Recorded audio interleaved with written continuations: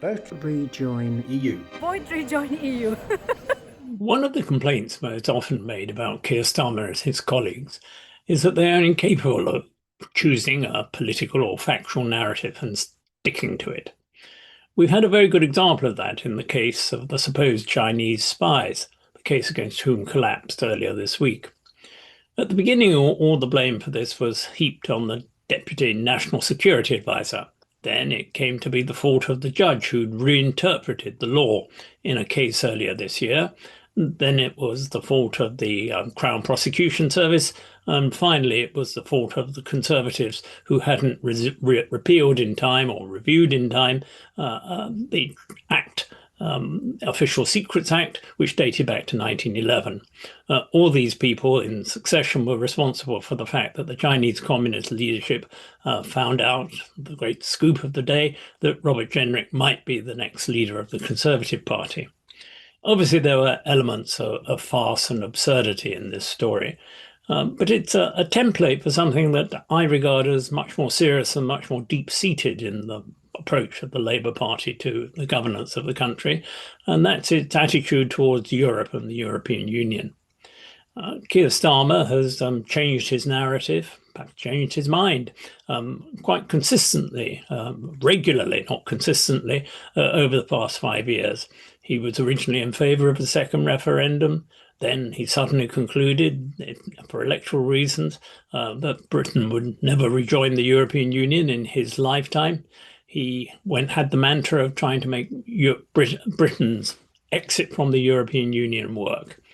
That turned out to be much more difficult than he expected, and so he imposed a period of radio silence on the subject of Europe, what Wes Streeting described as omerta, that Labour were not allowed to talk about Europe because it would be embarrassing. Now, however, there's been another volte-face, and it's okay for the Labour Party to talk about the damage done to the United Kingdom by Brexit, just as long as it's laid at the feet of reform. It's okay to say that Brexit was a disaster, just as long as you add the coda and it's all reform's fault. Well, that may be true, it may be good politics, but it seems very odd to have a government which is talking about Brexit in these apocalyptic terms, and yet apparently intends to do little or nothing about it. That isn't a sustainable position. I don't think it's this latest iteration of the Labour Party's policy on Brexit is going to endure. I think it's going to collapse under the weight of its own contradictions. I think it was very significant that Andy Burnham and others have called in terms for reviewing the question of Brexit. And there are many people within the Labour Party, both among the membership and the MPs, who would be happy to go down that direction. And it's the only logical response to the realization that Brexit has been a disaster. If you take that view, then why on earth would you not want to reverse it and unpick it? Three arguments are sometimes put forward within the Labour Party as to why this is a bad idea, why the Labour Party is right to have its red lines of never rejoining the European Union and attempting at best slightly to mitigate the damage done by Brexit. The first argument put forward is that the European Union wouldn't wish to have the United Kingdom back in the European Union. Well, we'll never know until we ask, and I find it very, very difficult to believe in this time of global instability. I'm quite sure that the great majority of our partners, our potential partners in the European Union, will be very happy to have the United Kingdom back within the European Union. Now, it must be said that they would want to be reassured that the United Kingdom this time was serious about being in the European Union. It wasn't going to be half in and half out. It wasn't going to be seeking to redefine the European Union in terms simply congenial to the United Kingdom. It would have to be a full-hearted member, and that means joining the Euro and joining Schengen. I don't think that a government that really made the case for those two enterprises would find as much difficulty as is sometimes supposed in convincing the public that those were desirable outcomes. So if we put a case to the European Union that in the times of Europe's being threatened both by Trump and the philosophy he stands for, and for Putin and the philosophy he stands for, I think that there will be a very sympathetic echo from our continental partners. I think that the claim that the European Union wouldn't want us back is simply an excuse for not grasping the nettle of rejoining, which is the only response to the disaster of Brexit that makes sense.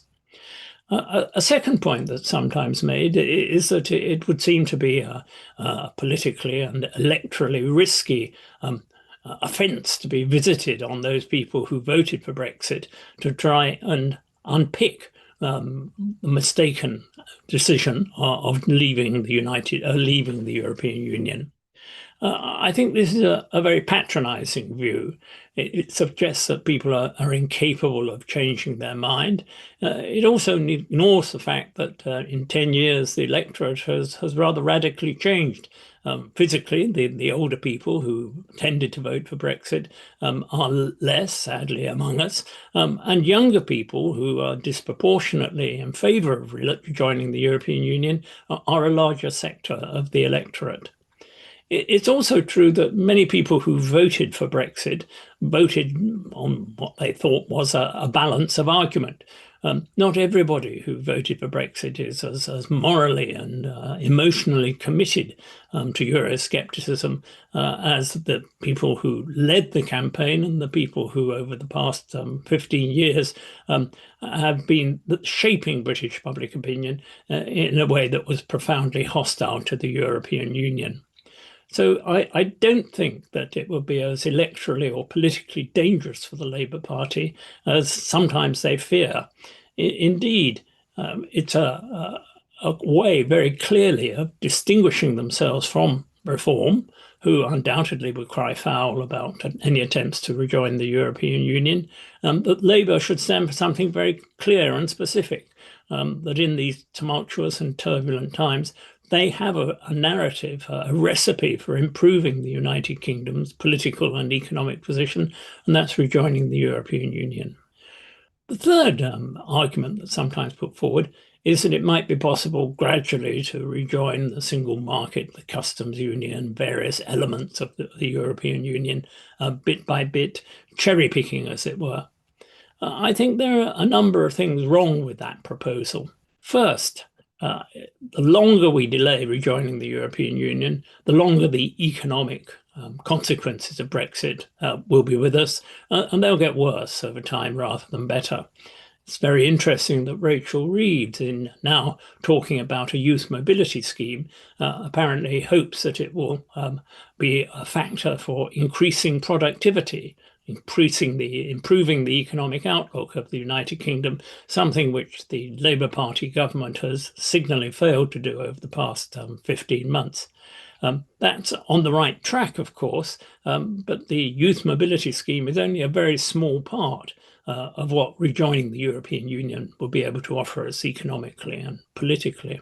The thought that it will be possible somehow to re-insinuate ourselves into the single market and or the customs union without rejoining the European Union is, in my view, a fantasy. I'm perfectly happy to believe that the rest of our European Union colleagues will be happy to have us back as full members, but I struggle to believe or understand what advantage they would have from allowing us to benefit from single market membership other than on the most demanding terms. And those demanding terms might well be budgetary, but they would certainly be that we should accept the rulings of the European Court of Justice, rulings on legislation which we have no part in formulating. The disadvantage that we have in being outside the single market, I think it has been well illustrated recently by talk of a single European financial centre, something advocated by the German Chancellor Friedrich Merz. If the United Kingdom was still part of the European Union, London, the City of London, would be in prime position for the home of such financial regulation and a European stock exchange. But there's no question of that happening now, and we'll be struggling to keep up with financial developments in continental Europe. I think it's a very good opportunity that Keir Starmer and his government should now seize to become fully associated with this capital markets union, which is going to go ahead at the suggestion of France, Germany, and other countries. A halfway house of being in the customs union, being in the single market, but not being full members of the European Union, it's just a cop-out. It's saying that we would like to have the best aspects of the economic aspects of the European Union, but we're not prepared to accept the political consequences. That's the attitude which has so much alienated some of our continental partners, and it's not going to be one that's a proper basis for rejoining the European Union, particularly as this slow coach process will take many, many years, during which the economic damage to the country will continue. So there's only one logical response to Brexit, if you take the view that an increasing number of people do take in this country, namely that it's been a disaster, and that's to reverse it. And that's what the Rejoin EU party is all about. Those people who are associated with other political parties, Liberal Democrats, the Greens, Labour Party, often like to accuse us of being a one-issue party. They do this in the fear that our party will erode some of their support, take away some of their natural supporters whose vote they think they're entitled to dispose of. Well, we are a one-issue party, but it's not an issue just like any other. It's not an issue among others like transport or education or home ownership. It's something which extends over the whole range of the British economy and British society and British politics.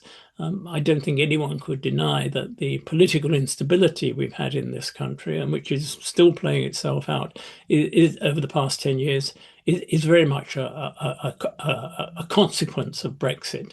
Not everybody who voted for Brexit understood how profoundly destabilizing it would be to our political system, but I think now it's undeniable. Over the coming months and years, the Rejoin EU party will be seeking support from voters who are not happy with the way in which the traditional parties have approached this question of Brexit. We're a party of clarity and determination. We think that clarity and determination should find an echo in the British electorate, and indeed an increasing electorate. That's what we're about as a party, and that's what we hope we'll be able to convince an increasing number of electors in the coming years to share our views and to share our approach to rejoining the European Union. Vote Rejoin EU. Join the EU vision.